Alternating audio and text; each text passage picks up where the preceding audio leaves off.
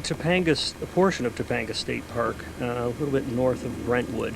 And the area we're going to be exploring is a camp built by Nazi sympathizers in the late 1930s. Right now we're up at the top of the canyon where they're located, and this is the remains of their water system. The camp was designed to be self-sustaining and had its own electrical generation and its own water storage. And there's various sundry remains, compressors still here, some of the switches, part of one of the many concrete stairways that allowed you to reach the pumping station, and we'll be using one of those stairways to descend into the camp. And you can see the tank here is the rivets show it's sort of a vintage kind of thing. It's in fairly dilapidated shape, but it's completely hollow now. But it's huge. It's probably about 30 feet across, so you can see how high it is.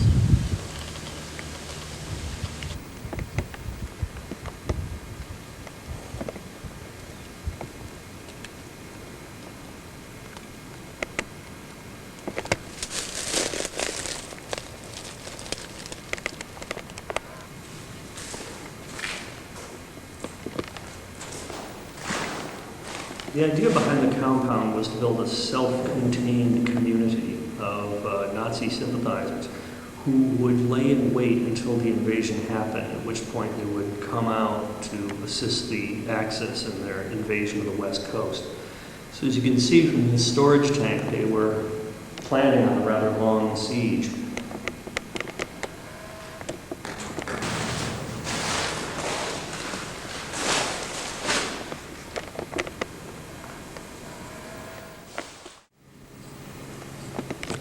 You can see that over the years, the place has become frequented by locals. And it really is a neat place to explore.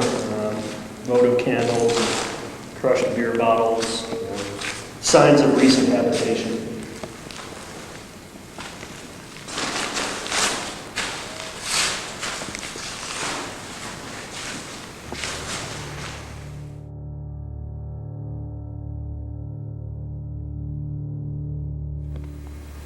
So the camp was designed to be self-contained, and we're in the upper edge of it, and we'll be taking one of the stairways down to reach the camp itself.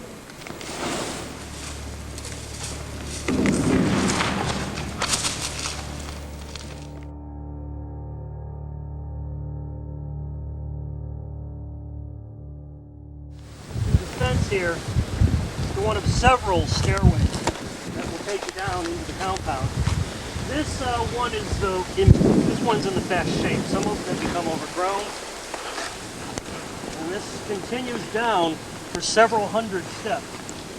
If you look on the side, you might see the remains of a railing and even a lighting system that used to be in place.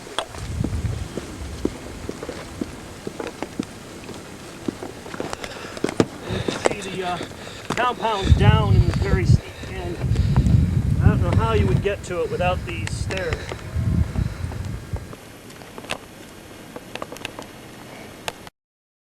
It was started in the late 30s by a wealthy heiress who owned a large tract of land, and like a lot of wealthy people of the period, she thought Nazis were just keen.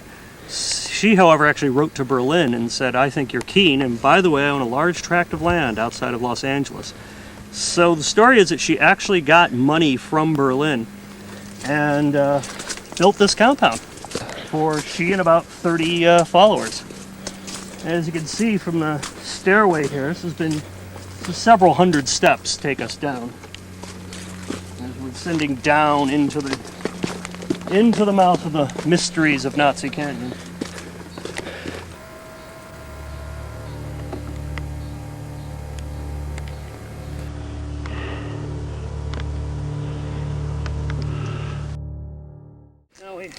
We've arrived at the bottom and are at what was the roadway that once led to the compound. You can see this is paved, very overgrown. Probably this roadway probably hasn't carried traffic in more than half a century. But we'll be following this paved road around to the compound.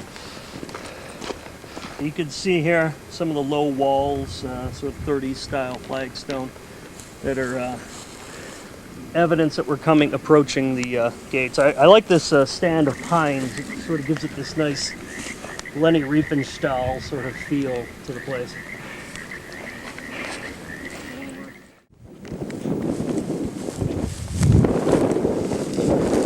So you can see from this flagstone, this is a pretty serious piece of architecture. And this is just the outer boundaries of the compound, so there was a lot of money involved in this place.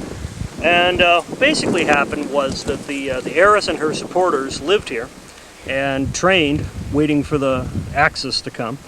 And of course the FBI was watching them the entire time, so the morning after Pearl Harbor, the FBI came in and arrested all of them. And after the war, it became home to sort of a bohemian artist colony throughout the 50s. And then in the 60s, sort of communes and bikers lived in the place who they kind of trashed it. And in the early 70s, it became part of Topanga State Park. Continue along this path, you sort of go underneath this tree here. And first thing you'll notice is the powerhouse of the camp. They had their own electrical power station and built in a kind of mission revival style. It was fashionable at the time.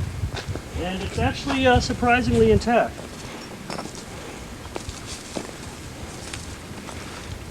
So it has been visited by a number of people. And this was where throughout here was where the generators were located. This was the operator's cage. The operators, you can see the old electrical switches here.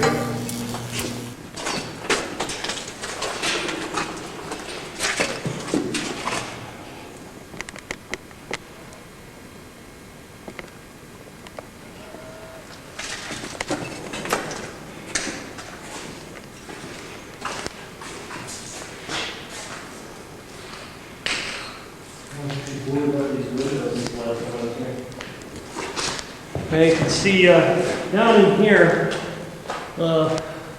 this had a tile roof as well. And you can see that some of the roof tiles caved in and land sort of here.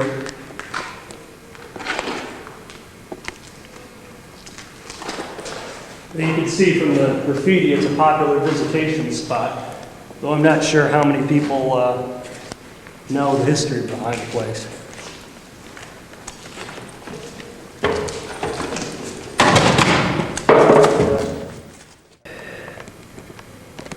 Now the first time I came here, there were still wires across the old skylights, and you could still see roof tiles that were clinging to the wires, which have sort of fallen off.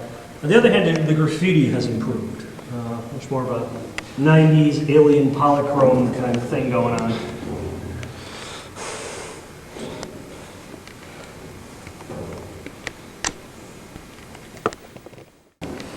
The closest thing I've ever seen here to anyone who knew the history of this place was somewhere buried in this graffiti, someone had once painted "Work will set you free" in German. So this was no cheap project to build all this here in what is now, even now, a remote place. Obviously, this woman had a lot of money. And I'd be curious to know what eventually happened to them after they were arrested, if they were detained for the duration or what. There, so. Light fixture, so here you say? Yeah, you can see a light fixture in here. So this must have been some kind of storage area or something. But you know, it too has been visited over the years.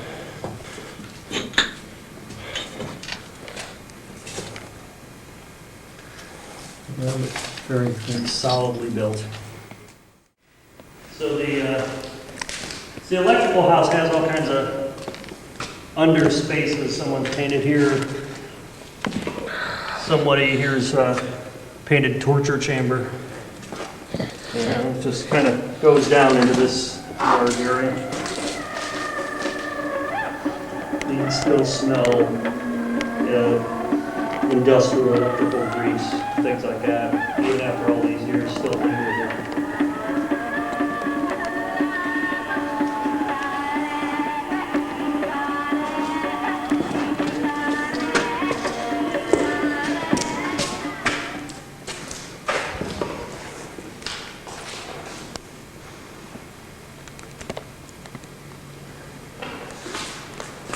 So again, this whole structure was all part of the intention to make the compound self-sufficient, even in electricity.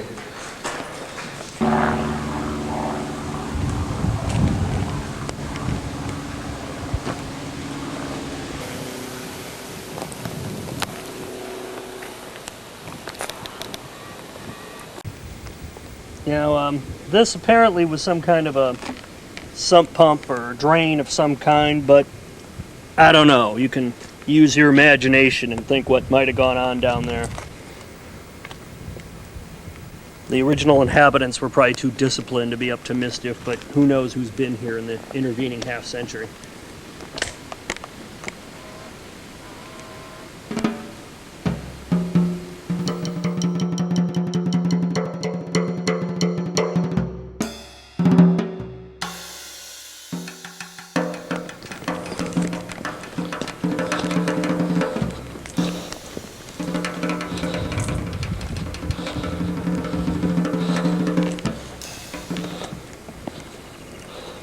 The main building.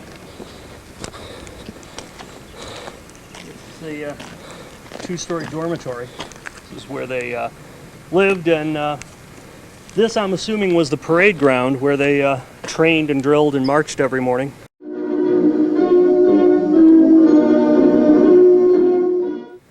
And neighbors could hear military music playing. And in the 50s, when it was operating as an artist colony, this is where they lived. See, the dormitory had a little sort of patio there, a little terrace. When I first started coming here, parts of the second floor were still recognizable.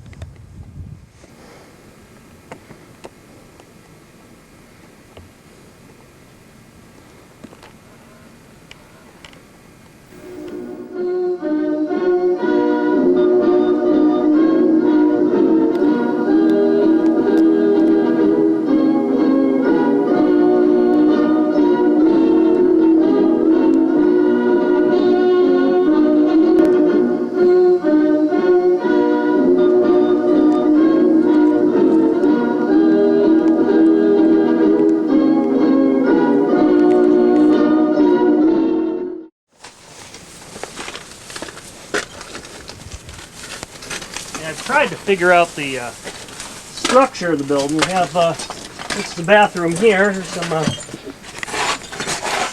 sort of 30s looking bathroom tile, and you can see the remains of it here. And this opens off what was the driveway or garage. Sort of the garage. You can see remains of roof tiles on it now. I don't know if this is where Errol Flynn would pull up in his Mercedes and drop off communiques from the party or not. But I can see this is probably a pretty nice building. And a little entranceway to the patio back here. And up in the hills there were little gardens and things. Again, all with the goal of keeping this community here self-sufficient.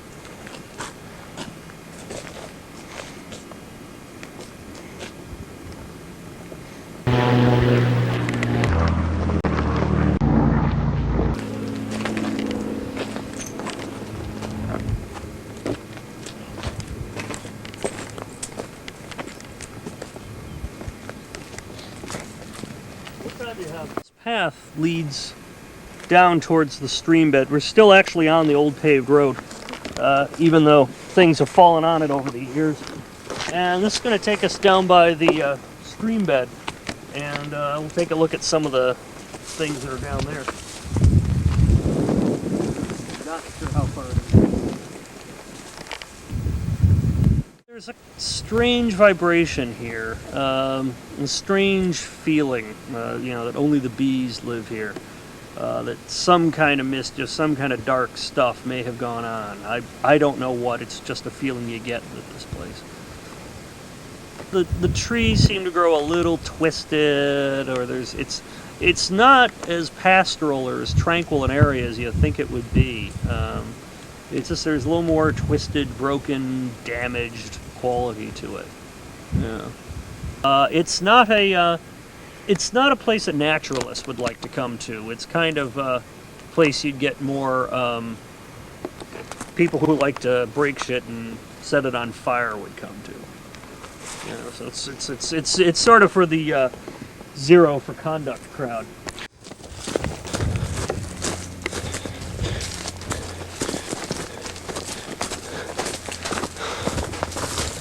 Here we go. Here it is. Here it is. Company Limited. Alhambra Food. Something limited, but I believe it says Alhambra.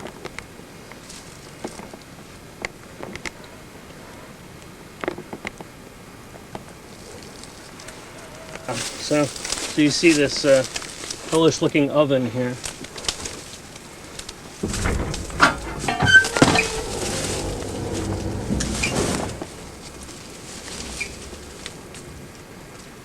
So first time I was here, me and a friend opened this because it was closed, and we wondered what kind of hideous spirit of the Nazi oven we were unleashing. We swung it open, and out came a cloud of bees, the most bees I've ever seen in my life. And so we're running and screaming back, running from the hideous Nazi bees who wanted to sting us.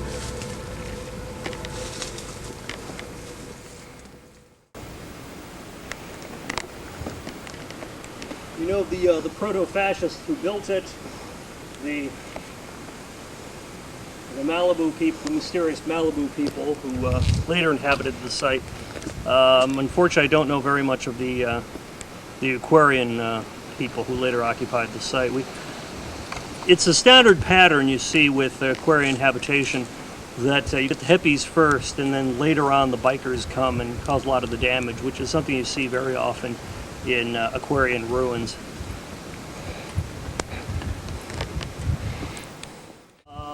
The Malibu people would use more naturally occurring things.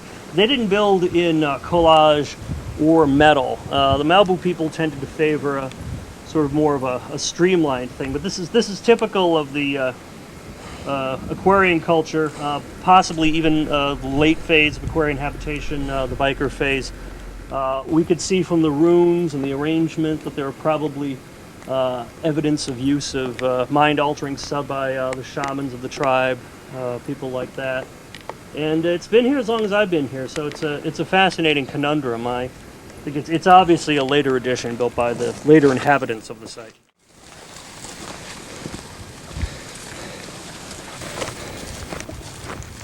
Like I say, every time I come down here, I find more stuff. Surely some blueprints must exist. I'd like to think so, although it's surprising, you even for like googie restaurants of the 50s and stuff, the blueprints, if they exist at all, they're usually in the collection of the architect. Yeah. So we're back at the road that we took down that originally led to the compound. I've never explored the road all the way through to see where exactly it leads to. Every time I visit these ruins, I find more stuff. So there's still a lot to explore here. And it's something I would like to do because there's an interesting vibe, and who knows what the mystery of this place is.